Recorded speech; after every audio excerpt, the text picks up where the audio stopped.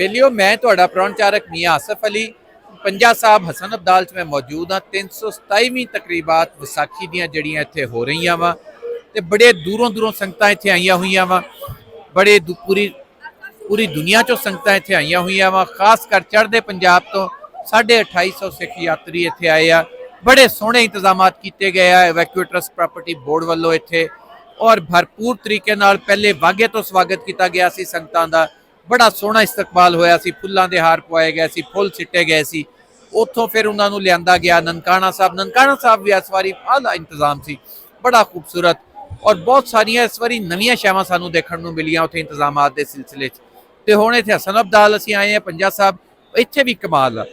और बहरहाल हर यात्री के मूँह च इक्को ही गल सुनने नूं मिलदी है कि पाकिस्तानियों ने कमाल कर दिता, पाकिस्तानी इदारियां ने बड़ा शानदार अरेंजमेंट किया और आने वालियां नूं हर रोज़ सहूलत दी जिहदा वो शायद तसव्वुर भी नहीं कर सकते।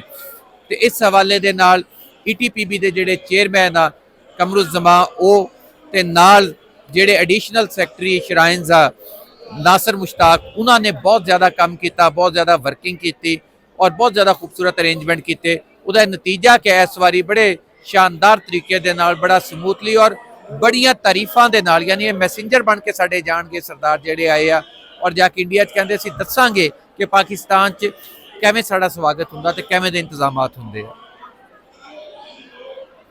हाँ जी, आओ हुण तुहानूं बाकी दा सारा घुमाने आ ते दिखाने आ कि इत्थे की सूरत हाल है।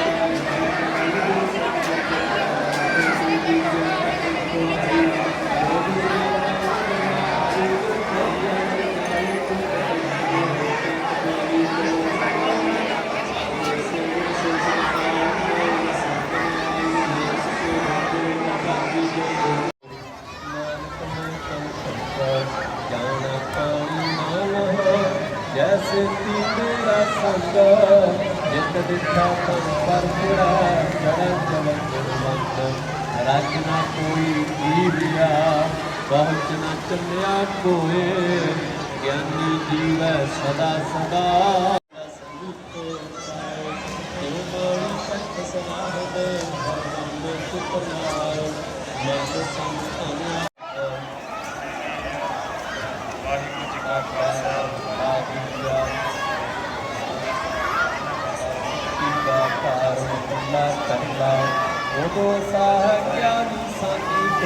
उम्मीद तो बहुत ज्यादा अच्छा, जितना सुनिया सी उस तो कहीं ज्यादा अच्छा।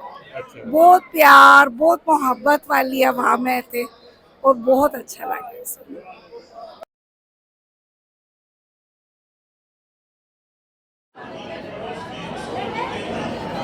वाहिगुरू जी का खालसा ते वाहिगुरू जी की फतेह।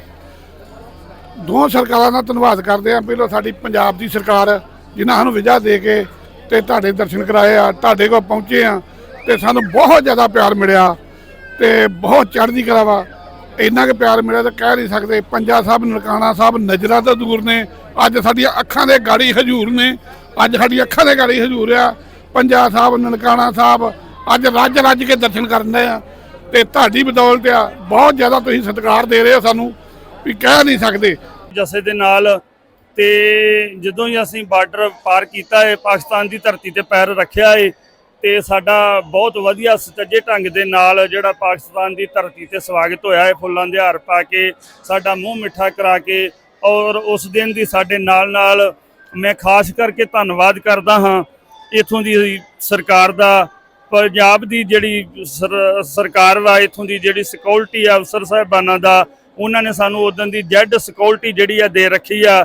इदां दी सिक्योरिटी साडे चढ़दे पंजाब दे विच मुख मंत्री दे नाल चलदी आ, जो सिक्योरिटी उन्हां सानू सिख यात्रियां नू प्रोवाइड कीती आ ते बड़ा वधिया लगा है। साडे विछड़े होए भरा सी जिन्हां नू असीं जिंदगी दे विच पहली वार आके मिले आ ते महसूस करदे आ कि लेट हो गए आ, इस तो पहलों सानू आउणा चाहीदा सी।